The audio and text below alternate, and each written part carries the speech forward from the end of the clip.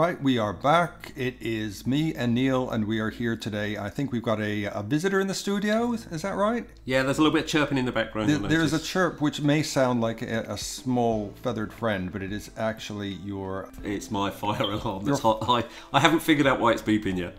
Yeah, so you might hear a weird little beep throughout the rest of this recording. I'll try to edit it out, but just think of it as a friend who's come here as a sort of a mascot for this week's show. And speaking of guests, we are hoping to get guests on the show, isn't that right, in the future? We've spoken to a few people. Yeah, we've got a few things in the works, but if anyone knows anyone who would make a good guest for the show. Yes, anything to do with reason, science, evidence, beliefs, non-belief, that sort of thing. We'd love to have them, bring them in the studio, and we'll give them over the entire show if need be.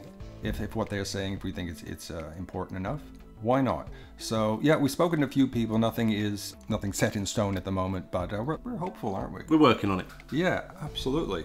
So Neil, you've had a good week. Yes, lots of usual Twitter discussions. Oh. Yeah. What is going on with Twitter at the moment? I mean, I'm having a couple of debates with people about evolution, and you're having some debates with people about Brexit, and we sort of meet the same sort of person, don't we? Yeah, they never seem to want to answer a question. And they end up accusing us of being Hitler. Yeah, weirdly enough, on both issues. On evolution and Brexit. Who would have thought that there was actually some sort of correlation? But apparently there is. Anyway, we are going to start off by looking at the poll that we did a couple of weeks ago, and then we're going to look at our more recent one. The one we did for last week's, which was about Greggs, wasn't it? Should Greggs Bakery apologize after replacing baby Jesus with a sausage roll? A whopping 92% said no, where's the harm? And only 8% said yes, they should. So maybe Greggs should have listened to our audience and not apologized, as they did. I have a feeling Greggs did see this poll because we put a hashtag Greggs, so, you know. And we have a new poll going at the moment. Is evolution just a theory? And at the moment, it's 11% say yes, it's speculation, and 89% say no, it's proven fact. Which is not a surprise considering our audience are very rational, reasonable people. But we put all kinds of hashtags on there, so we're getting not only votes, but comments from people on both sides, on both camps. Yeah, and if you can retweet it, because we do actually want to get a broad consensus of where the population is. We don't just want it to be 100% our audience, so we need to know. And this has come out of your frustration of discussions on some of your debunked videos. Yes, I put up another debunking video where I debunk a creationist video, where they're saying that transitional fossils are not proof of evolution. In other words, an anti-evolution video aimed at students, which really annoys me because their education is at stake. So yeah, all the anti-evolution types, they come out of the woodwork. I've been having all sorts of back and forth with them on YouTube comments, and you present them with facts, but sometimes even that doesn't seem to work. Facts definitely don't work these days. We spoke about the backfire effect and cognitive dissonance in a previous show. Unfortunately, they may not work for the person you're talking to, but hopefully they work for the viewers of the conversation. So that's why I do it more than anything else. I think you're going to find there's a little bit of a theme on today's show running from that. Yeah, facts, fact-checking, education, definitely. And the one I think we should start off with is this one here, the Archbishop of Canterbury, who said, "I genuinely do not understand Christians who back Trump." Now this comes from the Huffington Post. The head cleric of the Church of England says he's perplexed by Christians who support President Donald Trump. The Most Reverend Justin Welby, the Archbishop of Canterbury, was asked by ITV's Robert Peston on Sunday if he understands why fundamentalist Christians in the United States are so supportive of Trump. Do you understand why fundamentalist Christians in America are so supportive of Donald Trump? There's two things going through my mind. Do I say what I think, or do I say what I should say? And I'm going to say what I think. Good. No, I don't understand it. I really, genuinely do not understand where that is coming from.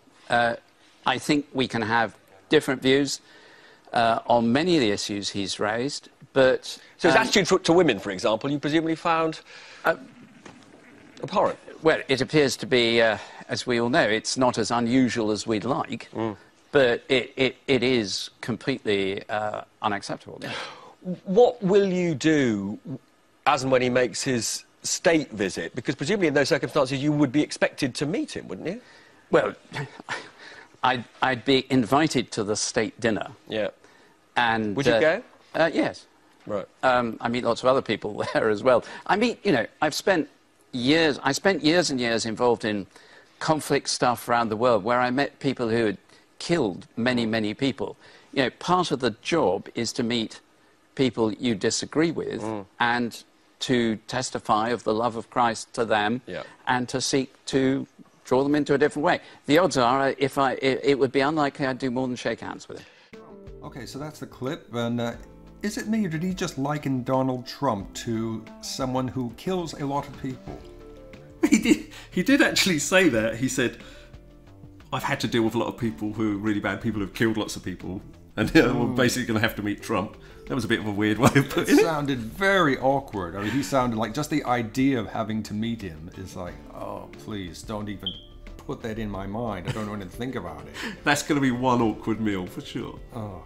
The article goes on to say that white evangelical Christians have been a key part of Trump's base, with 81% of them voting for him in 2016. A Fox News poll last month found 66% approve of the job he's doing, far higher than the president's overall approval rating of just 38%.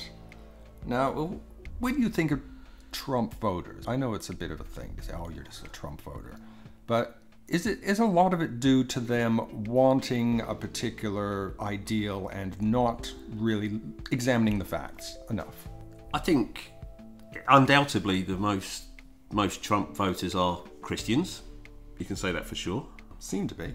And undoubtedly those Christians seem to be willing to leave their morals completely at the door to get what they want politically. This seems to be what's going on now. We spoke about Roy Moore on a previous show, and of course he's running for Senate, and yet he has all these allegations about chatting up a 14-year-old girl and teenage girls in general, and all kinds of excuses are being made for him, including, and Trump is also excusing him. Yeah, Trump is amazingly doubling down on trying to get Roy Moore into power because he wants him on his side, and therefore the fact that he's a known paedophile, allegedly, is irrelevant to Donald Trump. I mean, and what's Trump done? Well, he's going even as far now as to trying to cast doubt on the Access Hollywood tapes, where he openly admitted that was his voice on the tapes, that he would grab women, kiss them when he wanted to, grab them by the pussy whenever he wanted to, and there's nothing they could do about it. Sexual assault, basically. Yeah. He's now trying to say, well, maybe those tapes aren't real. He's questioning the validity of those tapes. So basically what he's doing is the good old let's confuse the situation, because there'll be enough people go, oh, well, maybe they're not real, not bother to look into the facts. That he's already admitted they're real. Access Hollywood have come out with a statement saying they're real. These tapes are real. So it all ties in, and I'm glad the Archbishop of Canterbury has, let's say, had the kahunas to step up and say this, because it needs saying. People in the faith need to point out that this man would be no fan of Jesus, and Jesus would be no fan of him. Yeah, again, he supports a certain political agenda, and when really, if it had been, for instance, a Democrat who's now president of the United States, if they found out anything even half bad as what has been found out about allegedly Roy Moore and Trump and all that, they would be calling for his public hanging, wouldn't they? Without a doubt they would, because it's one thing you know about Republicans, they love the death penalty. But it's just really difficult. It's great to see other Christians pulling up on it, more the better, because us as atheists saying it isn't even going to resonate with the Republicans at all. So it's good to have Christians doing it. And just for those who don't know, the Archbishop of Canterbury is the head cleric of the Church of England, and the Church of England is the main official church, as it were, in England. Looks like a Catholic church, but it ain't. It's just got all the pomp and ceremony, but it's actually Protestant. Yeah, and we need to just hope the Archbishop of Canterbury keeps up his honesty, because we've got a few problems over here as well with this. because the former Archbishop of Canterbury, Carey, Oh, yeah. sits in our House of Lords. Yep. And has been accused of protecting paedophiles. Would you like to explain to the American listeners what the House of Lords is? 'Cause I'm not actually sure myself, and I live here. It's the second chamber, basically. It's an unelected chamber, and we are the only one of 2 countries in the world that allows clerics into our unelected chamber. Is it kind of like the American Senate or House of Representatives? It's a check and balance on the Yeah. on the main party, on the main Parliament. So they votes have to go through the Parliament, go into the House of Lords. They make amendments, then it goes back to the Parliament. But just to clarify, there's only 2 countries in the world that allow unelected people of religion into their second house, and it's us and Iran. So Wow. we need to get rid of that for one. But anyway, the National Secular Society have been calling him to step down. God bless him. Yeah, so absolutely. So he can be investigated, and these claims that he's been protecting paedophiles.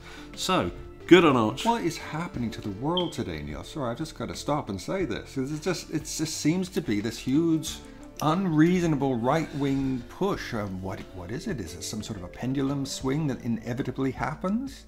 What's your take on it? I would go completely the other way and say it isn't a pendulum swing, so it's going the other way. I would say it's fear that they're losing power. I would say that actually the extreme right wing are getting so scared, they're getting more ferocious with their attacks on people, so they seem louder, but they're losing the argument on every single battle, and they will continue to lose the argument, even though over the next few years it's going to be tough because of Brexit and because of Trump.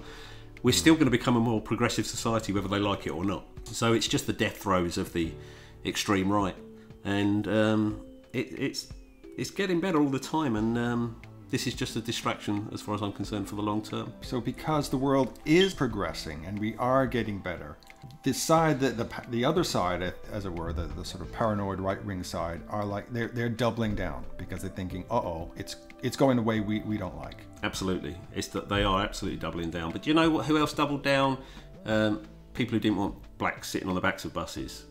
People who didn't want Irish and dogs in bars and pubs. Yeah, one last hurrah before they get exactly. squashed. And they went the way of the dinosaurs. These people will go the way of dinosaurs, as long as us liberal thinking people keep on our toes. And as I always say, cream rises to the top. So I think it'll all work out well. This brings us very nicely to another article to do with education. This is from the Telegraph Co. UK. Christian qualifications fail to prepare students for university, a UCL study claims.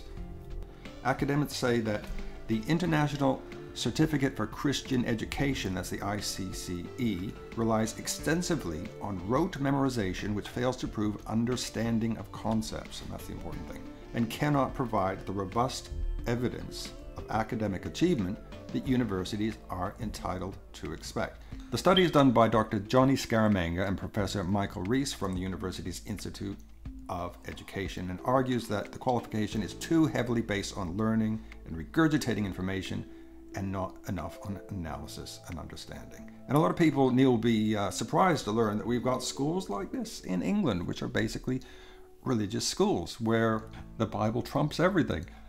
Yep, not just the Bible, the Torah, the Quran. Unfortunately, we've been pretty poor in this country at dealing with these issues up to now. There seems to be a bit of a movement, hopefully, to deal with it, because there's no way kids should be leaving school without being able to critically think and find out facts and that. We have got a government that does quite like religious schools at the moment. Yeah. And I think they're not preparing a lot of kids, not just in these schools, for college, but these faith schools in particular are being given, a lot of them, let's not say all of them, a lot of them are being given public money, and they're teaching kids things like creationism, which should just be banned from school full stop because it's nonsensical nonsense, it's not factual. And like you said, they're not teaching them how to think, because obviously the last thing you want to do is teach someone how to think if you want them to keep following your ways. Now, I went to see Johnny Scaramanga a while back in London. This was before he became Dr. Johnny Scaramanga. And then he did a presentation about the school he grew up with, which is called an ACE school, which is Accelerated Christian Education. And he showed us the kind of things that their workbooks would actually present. And in a nutshell, basically science would be, you'd have a question like, how does lightning work? And if you wrote down, the correct answer, fine. The physics answer, be fine. But if you wrote down God did it, that would also be fine.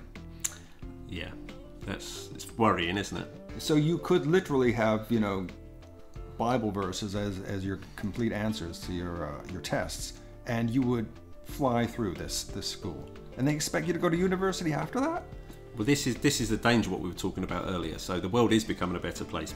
But if we manage to have too many people leaving school without the skills for life, which includes critical thinking, then there is a chance we're going to go backwards. And this is seen right across the world, certainly with Trump voters. This is going to be, I don't think it's controversial, but when you say it, you get attacked, and I will probably get attacked after this, but that's fine. Less educated people more ignorant of the facts, tend to vote extreme right wing because they can't think for themselves. This person they haven't got the skills to see when they're being lied to. So Trump, Brexit, Modi, the Philippine president, they're all movements to get the less educated people in society and rail them up and get them angry, and without stopping to think about what's actually going on. So education is where we make the world a better place. Day one, kid in school, don't batter out their critical thinking, because if you do that, Trump, Brexit, and that. Yeah. But as I said, I still think it's a temporary phenomenon. Yeah. The article goes on to say the qualification is offered by around 40 private schools in the UK and Ireland, and at its most advanced level is designed to give students an A-level equivalent education. It's also used by families home educating their children. The ICCE is the final qualification in a curriculum called Accelerated Christian Education, or ACE. Ofsted told the Sunday Telegraph that 9 of 10 schools which offer this curriculum have been judged inadequate or requiring improvement in recent series of inspections. And that's what Ofsted is. It goes in and it makes sure that these educational facilities are doing their job and up to specs. Yeah, and so this is the extreme version of Christian education in this country. The same could be said for the extreme Jewish schools and extreme Muslim schools. They're doing exactly the same to their kids. They're not preparing them. But interestingly enough, in this country, religious schools full stop, even mainstream religious schools, the majority of them came out with an unsatisfactory rating from Ofsted. So they're not doing their job, unfortunately, than preparing kids for later life. Unfortunately, our Prime Minister seems to be in favour of faith schools. Yeah, absolutely is. I mean, there is a big movement in the country to actually get rid of faith schools. They're growing at the moment because they're in favour of them. We're not going to change that anytime soon, but we can make sure they're teaching to a curriculum. And the problem is at the moment they get away with a lot of stuff and don't have to teach to the curriculum. Now the ICCE has come back and said this study grossly misrepresents the ICCE qualification. But our friend Johnny Scaramanga, they say that he's much better known for his online attacks as a campaigner against faith schools, working closely with Humanists UK. And his campaign is part of a wider agenda that seeks to rid the UK educational system of historic Christian faith upon which it was founded. I'm surprised they didn't just come out and say, God's real, you're an atheist, la la la la la, we're not listening. I think that's what is going on. That's pretty much what they're saying, isn't it? They're basically saying his study isn't real, although Ofsted has said 9 out of 10 of them are failing. And they're just putting their hands in their heads going, la, la, la, la, la, not listening, we still want to keep doing what we want to keep doing. Yeah, and thankfully, a Department of Education spokeswoman has said, we will not hesitate to take action against any schools that fail to meet the standards we have set for them, without exception. So that's good. Well, apart from they don't. Apart from this, there's very few examples of them taking any action against state school. But if they made that statement, let's hold them to it. Yeah. And we've both had interactions with Johnny Scaramanga. I must get used to saying Dr. Johnny Scaramanga. And he writes, of course, on pathos.com on the Leaving Fundamentalist blog, which I recommend everyone go to. We'll put a link in the description below. And keeping to this similar subject matter, Creationist state schools teach that the universe is 5,778 years old and forbids male-female contact. Now, this is from the Humanists UK. A state faith school in London is teaching its children that the age of the universe is 5,778 years old, warning that men and women may not shake hands nor touch in any other manner, and telling visitors that all references to TV programs and the internet should be avoided.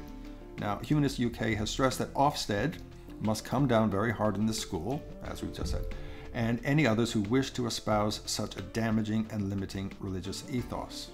Now, the school in question, I hope I'm pronouncing this correct, Beis Yaakov, is a strictly Orthodox Jewish voluntary-aided single-sex state school in Barnet, which is near London, teaching girls between the age of 4 and 11. And according to the school, a strict code governed by religious laws is enforced, including things like, now check this out, Neil, men and women may not shake hands nor touch in any other manner. Ladies must wear skirts, trousers must not be worn. We only accept the biblical interpretation of creation as expounded by rabbinical teachings. The age of the universe is accepted as 5,778 years old. We do not teach or discuss evolution in any form. Sexual matters may not be spoken about in any context. Personal relationships must not be discussed at all, and all reference to TV programs on the internet should be avoided. It sounds like North Korea. It doesn't sound like they're preparing for life. The problem here is that it's state funded. Yeah. This, in no way, this goes against pretty much every rule. This should not be a state funded school. This should be a private. If they want a private and they want to teach their kids, I would still protest against that, because it's child abuse not to prepare your kids for life and to teach them that the world is 5,778 years old. Where did they get that figure? Does that go back to the Archbishop Usher thing of the past? I don't know. Did some calculations. There's a few different calculations, aren't there? But even so, you're abusing the kid's brain. You're stopping them developing as human beings. Even if they do try to keep them within their particular faith and have the boys, become rabbis and the girls homemakers, whatever they want to call it. I mean, they don't have a right to do it with public money. What if they want to go out and be archaeologists or something? Ooh. So basically, that's fine if it's in the Holy Land. That's fine. So every fossil is less than 5,778 years old. Yeah, which of course it is. But then again, speaking of evolution, evolution is now part of the primary national curriculum, it goes on to say, and state schools are prohibited from teaching creationism as fact. But of course, here they are teaching creationism, or their particular slant on it, I suppose.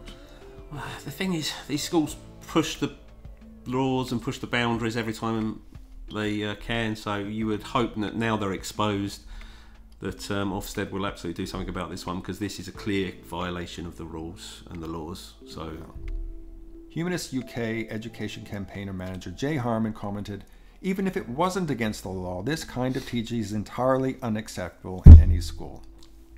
Even if it wasn't against the law, this kind of teaching is entirely unacceptable in any school, let alone a state-funded one. And good on Ofsted. Hopefully they do hold up to what they say. They say that schools like this, if they continue, should not be allowed to exist. Yeah, and good on the British Humanist Association for having a campaigner on this issue. So if you're in the UK and you want to support them, get on the Humanist website, British Humanist website, and try to support them, because it's important work they're doing. It is definitely, and I think that about wraps it up. Hopefully, by the time we get back next week, Neil, the Earth and the world will have improved a little bit more. We can but hope. We can but hope. So keep your kids educated, keep them critically thinking, and challenge this sort of nonsense at every single turn. Yes, absolutely. And also, please do our poll. That's still going on in Twitter at the moment at Talk Beliefs. If you like our show, please give us a thumbs up. Please subscribe. We love to have people interacting as well. If you want to send us a message and any suggestions, any questions, we'd love to hear from you. If you want to support us on Patreon, that would be fantastic as well. We appreciate everything. We love all the love. And so, Neil, with that, let's go out into the world and make a difference.